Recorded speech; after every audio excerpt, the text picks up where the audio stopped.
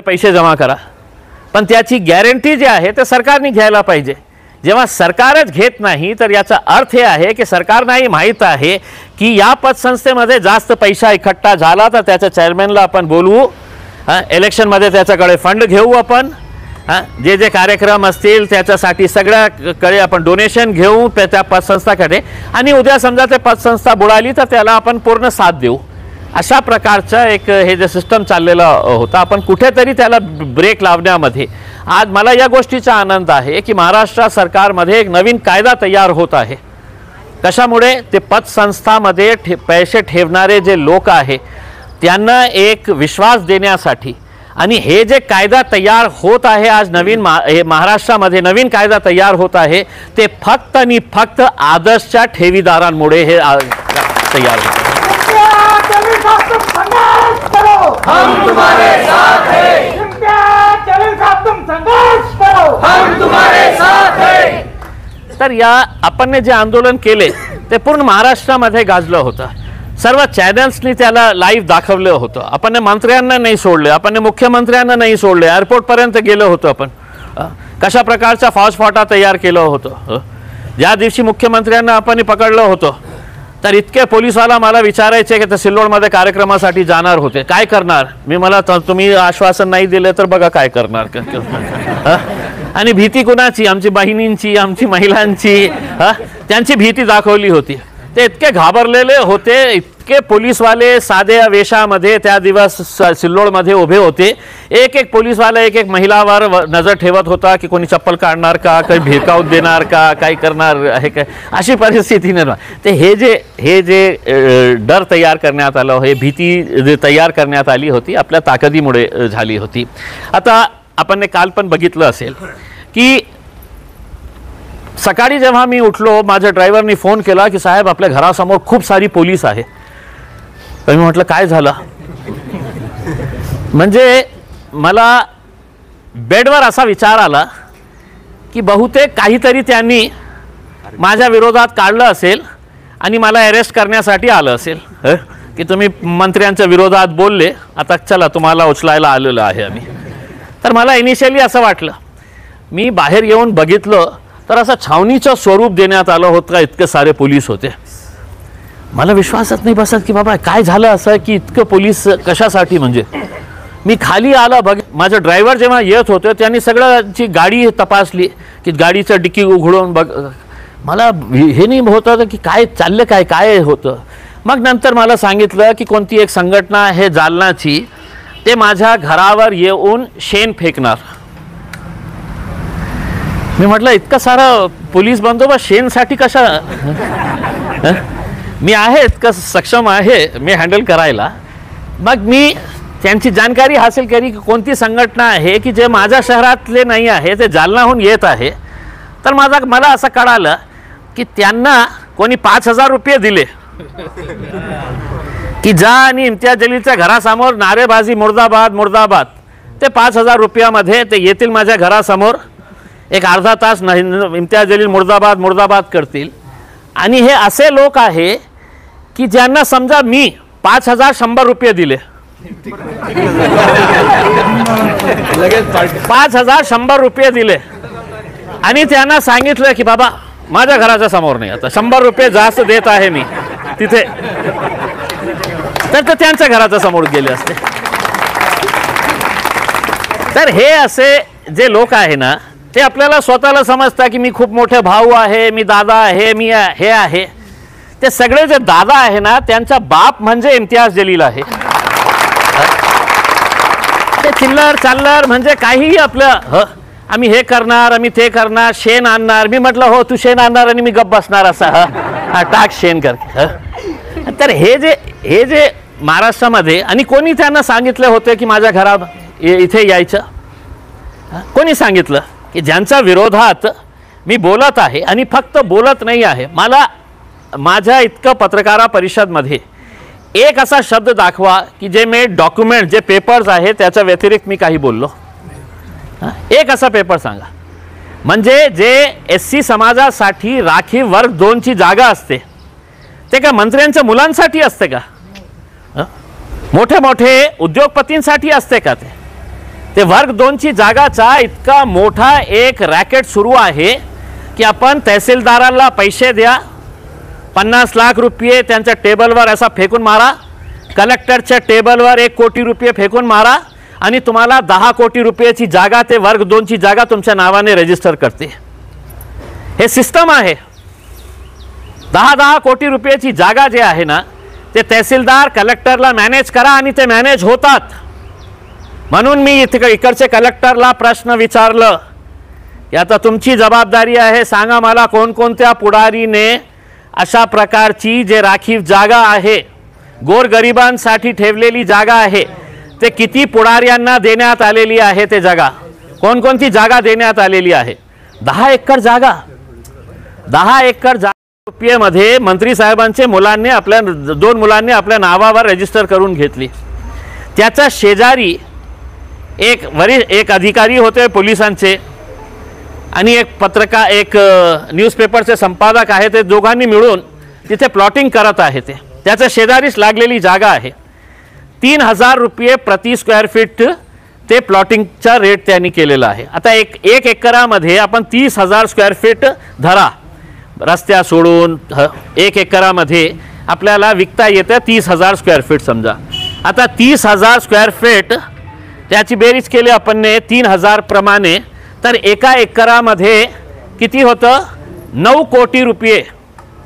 9 कोटी रुपये. या माणसाने 10 एकर जमीन घेतली, 1,10,00,000 म्हणजे याचा अर्थ हे आहे की 1 एकर जमीन त्याला मिळाली 11 लाख रुपयेमध्ये. आणि 1 एकरामध्ये त्यांनी प्लॉटिंग केली तर त्याला 9 कोटी रुपये मिळणार. 10 एकर जागाची प्लॉटिंग केली तर त्याला मिळणार 90 कोटी रुपये. आता कलेक्टरला किती दिलं, तहसीलदारला किती दिलं, पोलिसांवर किती खर्च केलं, किती खर्च केलं.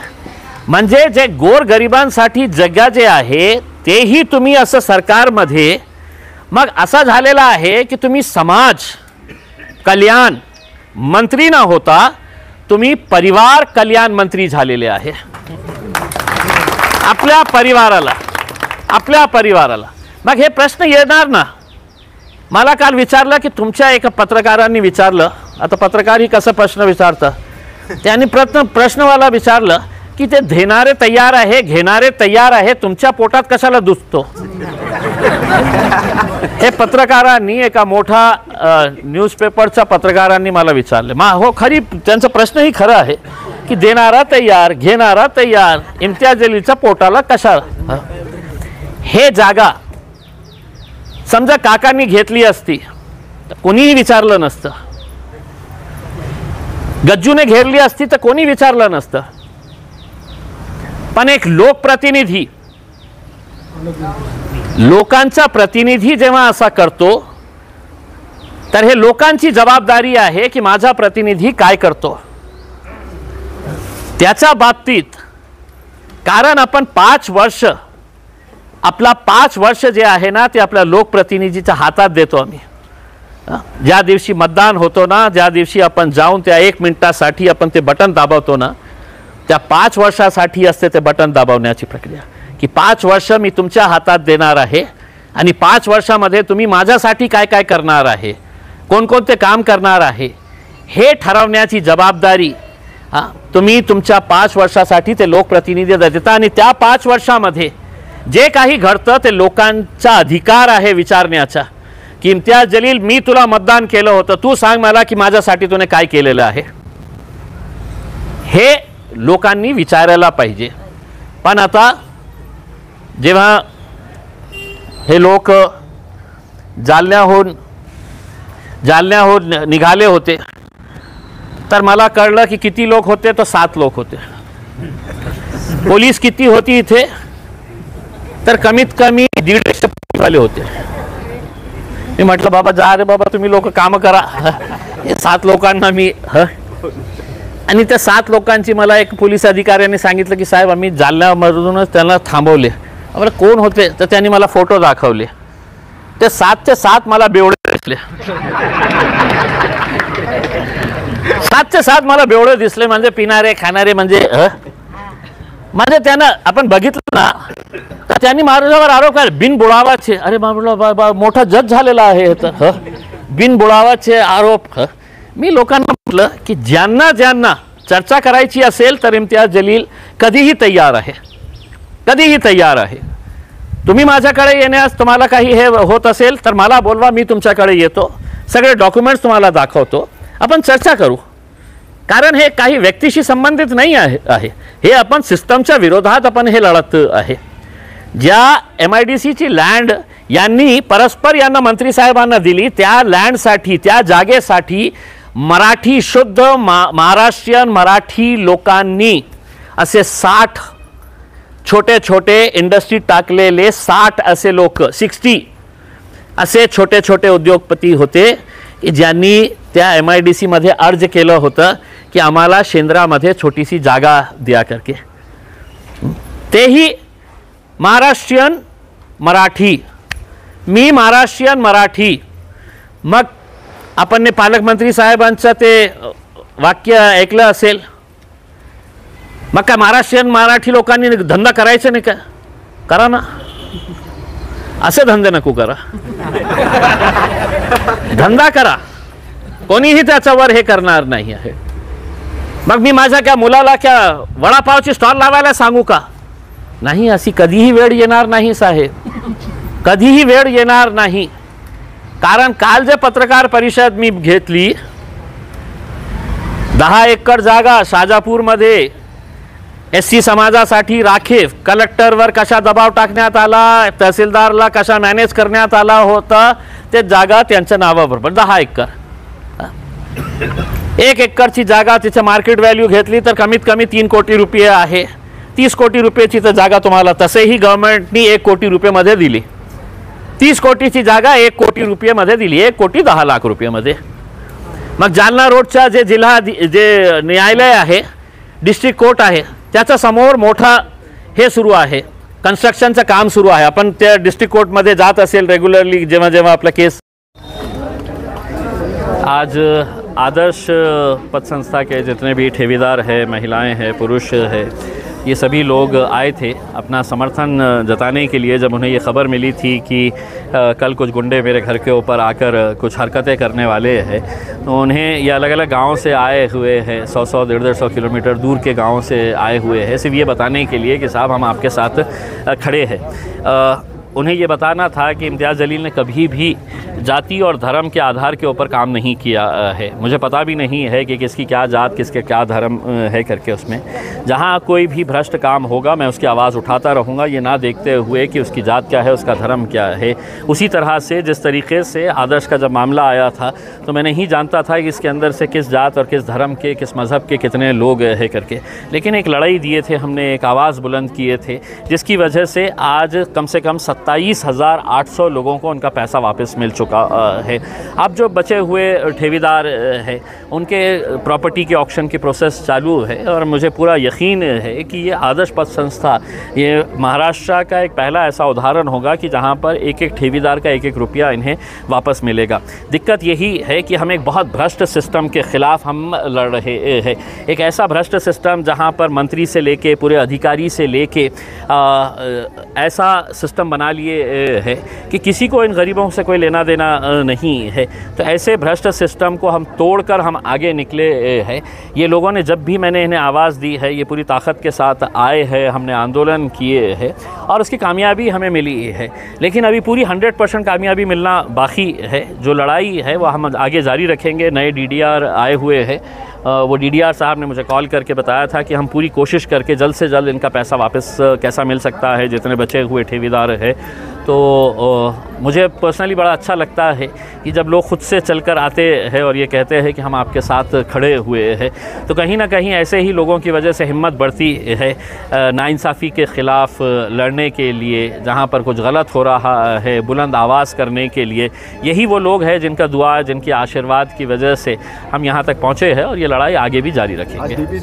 DPDC की मीटिंग है, उसके बारे में भी आप तालमी साहब से मिलने वाले थे, उसके बारे में? देखिए, मैंने चूँकि अब मैं महाराष्ट्र की विधानसभा में नहीं हूँ, लोकसभा के अंदर नहीं हूँ, तो ये जो मामला भ्रष्टाचार का चल रहा है, मैं ये आवाज़ या तो विधानसभा में उठाता था या लोकसभा के अंदर, लेकिन दुर्भाग्यवश आवाम ने मुझे चुना नहीं।